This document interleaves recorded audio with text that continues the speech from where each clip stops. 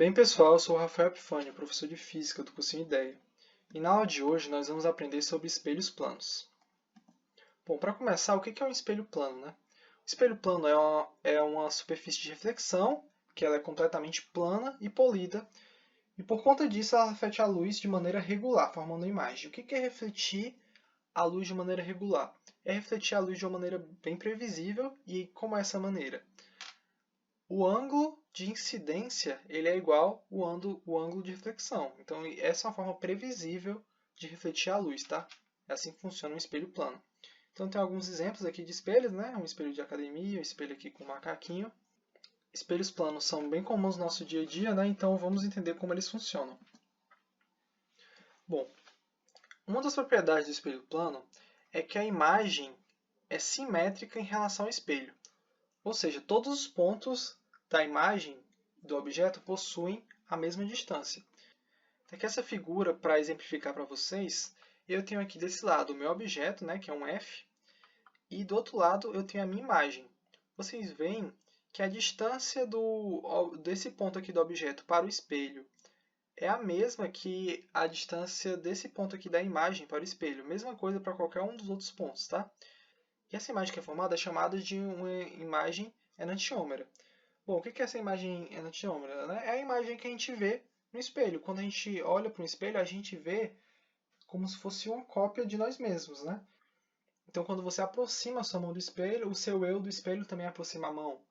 Todos os pontos do seu corpo que estão a certa distância do espelho vão estar à mesma distância que os pontos da imagem, né? Do seu reflexo lá dentro do espelho. Bom, e os espelhos eles têm um campo visual. E a gente tem como saber qual é o campo visual de um determinado espelho, tá? Bom, como é que a gente faz isso? Para a gente saber qual é o campo visual que o observador, no caso o observador esse O, né? Aqui a imagem é o Olinha. Que o observador tem um determinado espelho plano, a gente deve unir a imagem do observador às extremidades do espelho. Então, dessa forma, a gente consegue saber qual é o campo de visão desse cara aqui. Então, se esse cara está nesse ponto aqui, ele não consegue ver ele mesmo, né? Ele não consegue ver o que está atrás dele, mas ele consegue ver tudo que está nessa direção, tá? E o que acontece quando a gente translada o espelho? O que é transladar, né? É deslocar o espelho. Pegar um espelho que está a uma certa distância, colocar a outra distância, enfim. Quando a gente translada esse espelho, o deslocamento da imagem é o dobro do distanciamento entre o espelho e o objeto. Quando a gente falou lá sobre os enantiômetros, né, a gente falou que o objeto e a imagem eles têm todos os pontos equidistantes em relação ao espelho. Eles têm todos os pontos com a mesma distância em relação ao espelho. Ou seja, se eu aumento a distância do objeto ao espelho, como eu fiz aqui nesse caso, antes a distância era d e agora ficou d mais x. Quando eu faço isso, eu também vou aumentar a distância da imagem ao espelho. Então, o que acontece? Se eu me distanciar 1 metro do espelho, eu me distancio 2 metros da minha imagem no espelho. Se eu me distanciar 50 metros, eu me distancio 100 metros da minha imagem no espelho. Ou seja, é sempre o dobro, tá? Bom, isso é explicado pela parte lá da simetria, né? Tudo que acontece de um lado tem que acontecer do outro também. Então, se eu distancio ou aproximo um lado, o outro lado também tem que se distanciar ou aproximar, tá? Isso é válido tanto para a translação do objeto como do espelho. Então, tanto faz se eu pegar o meu espelho e distanciar do meu objeto, né? Como se eu pegar o meu objeto e distanciar do meu espelho. O deslocamento da imagem vai ser o dobro do distanciamento entre o espelho e o objeto, tá? Bem, eu trouxe aqui um exemplo de questão envolvendo o deslocamento, né? Ou seja, a translação do espelho plano, que é a seguinte. Uma mariposa está ao nível dos seus olhos, a 10 centímetros de distância de um espelho plano. Você se encontra atrás da mariposa, a 30 centímetros do espelho.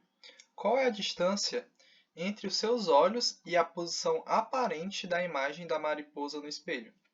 Ou seja, se a mariposa está a 10 centímetros do espelho, significa que a imagem da mariposa também está a 10 centímetros do espelho, né? Só que do outro lado, como se ela estivesse dentro do espelho. E você está a 30 centímetros do espelho. Ou seja, a distância total são os 30 centímetros que você está de espelho, mais os 10 centímetros que a imagem da mariposa está do espelho. Então, isso dá 40 centímetros, o gabarito é... Bom, o que acontece quando eu rotaciono o espelho? A gente tem um espelho aqui, né? Ele está nesse eixo e eu estou rotacionando ele nesse eixo. Então, o que acontece? Então, esse raio, que normalmente ele chegaria aqui, encontraria o espelho e sairia para cá, ele, na verdade, ele vai mais longe, né? Ele vai chegar aqui, só vai encontrar o espelho nessa posição, e aí ele vai sair nessa direção. Existe uma forma de relacionar o ângulo entre o raio refletido 2, ou seja, o raio refletido na posição 2, com o raio refletido 1. Como é que eu faço isso? Esse ângulo que aqui está sendo chamado de delta, ele é igual a 2 vezes alfa. E o que é o alfa? É o ângulo que eu rotacionei o espelho. Então, se eu rotacionar aqui esse espelho em 15 graus, esse ângulo delta aqui ele vai ser 30 graus, e assim por diante. Claro que em determinado momento eu posso rotacionar tanto o espelho que o raio não vai mais encostar nele, né? Porém, enquanto o raio estiver entrando em contato com o espelho, essa vai ser a relação, tá? Esse delta aqui, que é o ângulo entre o raio refletido inicial e o raio refletido final, ele é igual a 2 vezes a rotação, o ângulo de rotação do espelho.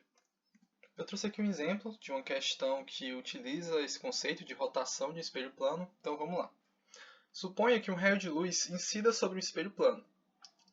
Caso esse espelho realize um giro de 30 graus em torno de um eixo contido no próprio plano do espelho, qual será o ângulo de rotação dos raios de luz refletidos? Aí pede para marcar a opção correta, né? Bom, a gente vai usar aquela mesma fórmula, né? No caso, essa fórmula aqui, delta igual a 2 vezes alfa.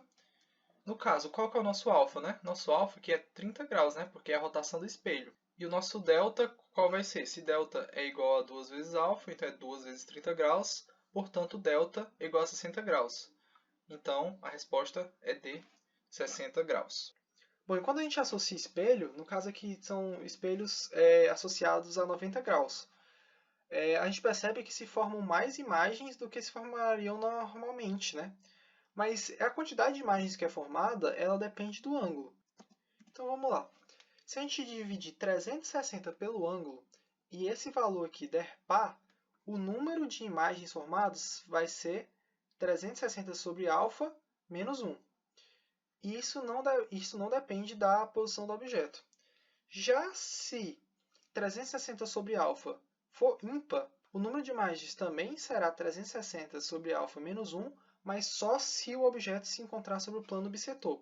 Mas o que é o plano bissetor? Bissetor lembra a bissetriz, né? Então, um plano bissetor ele é um plano que está sobre a bissetriz aqui desse ângulo. Tá?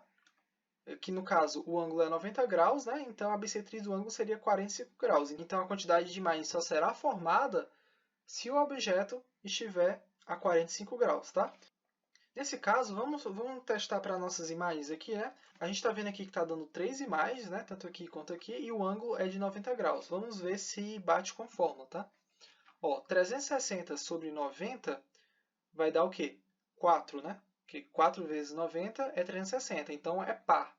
Então, como é par, não interessa se está ou não no plano bissetor.